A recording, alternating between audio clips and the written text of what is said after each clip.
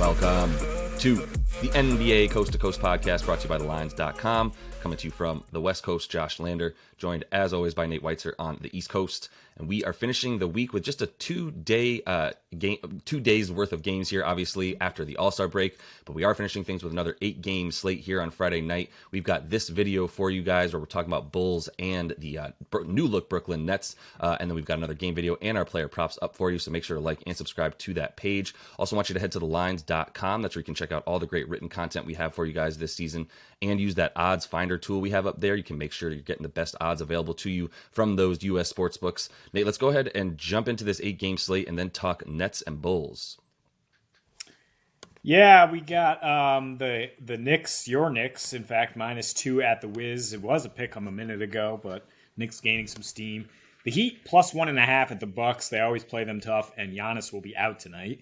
Cavs on a back-to-back after losing to the Nuggets are +1 at the Hawks. Now past Nate McMillan after Trae Young got him fired.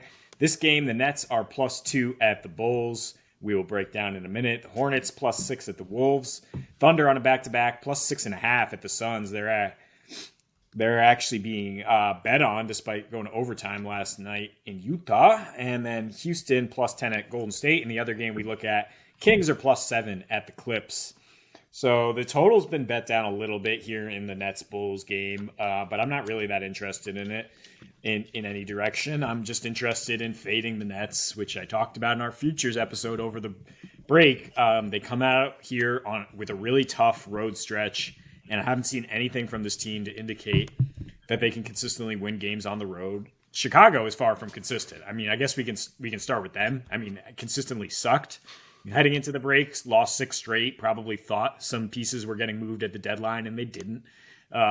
Really, maybe the worst offense in the league during that 6-game stretch. But now they get a nice break here. They get to gel a little bit, understanding that it's going to be the same team here, and they can push for a play-in spot starting here. And look, here's their game log when they've gotten extra rest, at least 2 days. They double-digit wins 3 in a row over Charlotte, Atlanta, Detroit, an overtime loss to Cleveland that took 71 from Donnie Mitchell, a weird loss to Houston, which is exactly what we talk about with inconsistency, an overtime loss to the Knicks, and dropping 144 to crush the Luka-less Mavs. And the key is DeMar DeRozan as well. When he gets a little extra rest, I mean, he still seems exhausted from last season. Man stands on his pulpit saying you should play 82 games to be the MVP, and he tries to play 82 every year. And last year he had an MVP caliber season, probably 5th in my book.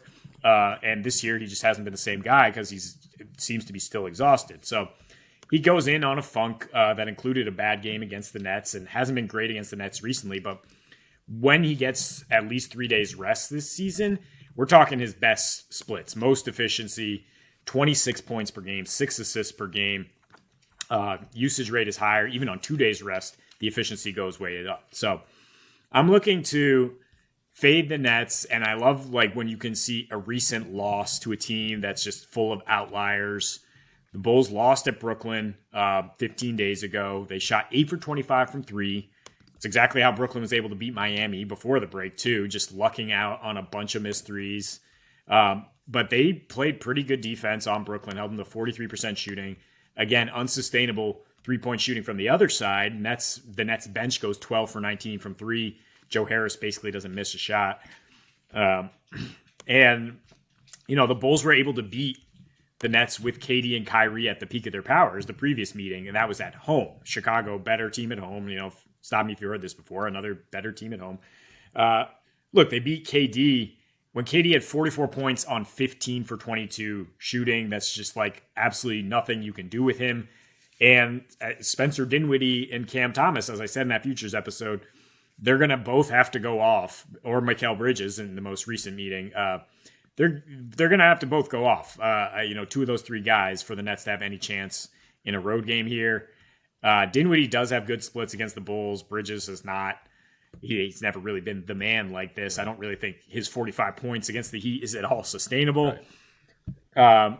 It's just the Nets have basically, they've lost 5 straight road games. Kyrie has carried them to 2 wins with 153 offensive rating in those games. And if it's the good and the bad Kyrie, whatever you want to say, that's the good Kyrie. And without that guy, I just don't see them winning many road games. I'm willing to take Chicago at a pick'em line. Yeah, I can understand the logic. Like I'm following along with what you're saying. I think honestly, I start to lean under as a good play in this game, even maybe more than Chicago. I think I kind of believe in a little bit of what Chicago's done as of late, which, I mean, it's been better on defense. I mean, I'm going to talk about briefly, just like even in their last 10, and it's been consistent throughout this 10 game span for them where they're not winning at all, but they have the third best defensive rating. They are the third best in defensive rebound percentage. They are second in limiting opponent points, second chance points, and points in the paint, right? So like they're just good around the basket right now, playing a lot more defense. Maybe Drummond's getting in there for a few more minutes and helping out in that regard. But Pat Williams playing a little bit better as well. I will give him that. But it's also kind of directly related and correlated probably to their horrible offensive rating, which is worst in the league. In their last 4, they're averaging 98 points a game. They're making 8 threes a game. They have the 4th fewest free throw attempts per game. And I just don't like what I'm seeing from them. And it's probably right, like a direct result of DDR, of our guy DeMar DeRozan just being in such a big funk. You can talk about 7 games for him, 4 games for him, 10 games for him. It's been pretty below his averages, like you were talking about at 18% with those really bad splits at 46 and 29 for DeMar. That's where it starts, because they're not a 3-point shooting team. They're a mid-range team, and they're a hope you can get to the basket with Levine, and hope that you have some slight mismatch with Vooch if you can find it, whether he's bigger than the guy guarding him or able to step out and make threes against slow-footed guys. It's just not much. I just don't like it, and as a result, I kind of like the under a bit more. You talk about how often they've been going under in that span since they've been losing. If you all go all the way back to 8 games when they played against the Spurs, they've only got 1 over in there against the Pacers, at a game that reached 230, which is understandable against the Pacers. Everybody does that. But I think under is a little bit better of a play to continue that streak for them in that sense. Brooklyn, on the other hand, with the offense that they have, look like getting up away from Mikhail the Destroyer and his ability to score 45 in that one game. Like we keep saying, it's an outlier. We're not really looking forward to, looking for that to continue. I think it's more important to just kind of look at what's, happened since they got the guys that they got. Obviously, they're making a bunch more threes, because that's now what their best offense is at this point. They're playing better on the wing, limiting 3-pointers made as well, which is what they do. Not something that you worry about against Chicago. You really need to worry about more of that mid-range. But they also are in the top 5 against the mid-range as well in that time frame, because they have a ton of guys who are 6'8" to 6'10" and are very long and can guard guys that are bigger than them or stronger than them even, because they're so versatile. And that those are the parts of the floor where they're going to be able to guard really well, I believe, is the mid-range and that sort of like 15 to 17 feet from the basket kind of area that, that is what exactly the Bulls own essentially at this point, and what the Nets used to own before they lost the 2 mid-range scorers that they have. And they're now, like I said, a 3-point shooting team, which I think Chicago's fine to deal with that as well. So rather than have to rely on a Bulls team that I haven't seen win a basketball game since like the very beginning of February, I just feel a little bit better taking under 226 points in a game that doesn't have, on Brooklyn's side, doesn't have the stars to really get up those points anymore. And on the Bulls side, has just been so bad as of late. Yeah, I think that we see teams come out of the break as refreshed for sure. So I'd be a little concerned that the Bulls offense is nowhere near as bad as it was, and that the Nets defense, granted with some guys moving in and out here, in their last 3 road games, they have a 142 defensive rating. They collapsed against Philly, which did go under. Good point there. I mean, but they just, at the Knicks, they allowed the Knicks to shoot 55%. Low assist rate for the Knicks, too, just 18 dimes. And that's kind of the ball Chicago plays, too, right? It's just going to ISO. DeRozan did have 29 the last time he faced Bridges and the Suns, so not that worried about that either. And I go back to that home win against the Nets, against the Durant Nets in early January, and they just bullied them. They won rebounding by 12. Yeah. They shot like 60% inside the arc, dominated the paint. So they don't need to depend on this 3-point shooting. But like many teams, they are a better 3-point shooting team at home. So, maybe I can convince you by saying we're worried about the Bulls scoring too much to ruin your under. And then we don't trust the Nets offense to score very much on the road. So why not just take them at -2?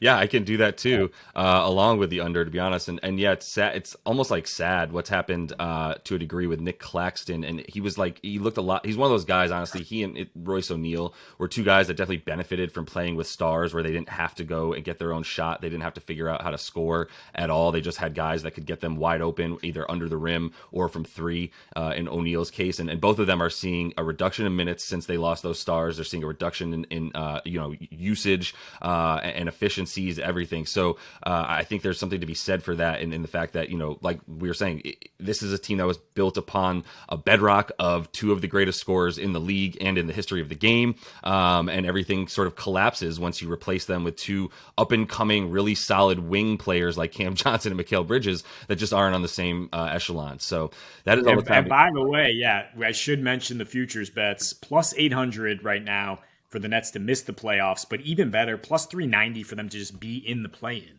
And they're only 2 games out of the play-in right now ahead of Miami. It's like almost a lock that they fall into that spot. They have a tough schedule the rest of the way, including 4 of their next 5 on the road against Eastern Conference playoff teams. Yep, and you mentioned the plus 800 for them to miss the playoffs. Beautiful odds there. I love the plus 380. I think that's almost a lock, because what we're saying is you need the Knicks and the Heat both within 2.5 games of this team and the Nets to jump them, and now they're the 7th seed and they're the play-in, and I think that's highly likely to happen in the last 24 games, much more likely than the plus 380 that you get and the implied probability that is so low according to the books on that one. So that is all the time that we have for you in this one. Make sure to like and subscribe to that page. Continue to follow along. Got another game video up for you, and we are still super hot on those player props. So until we see you next, happy betting.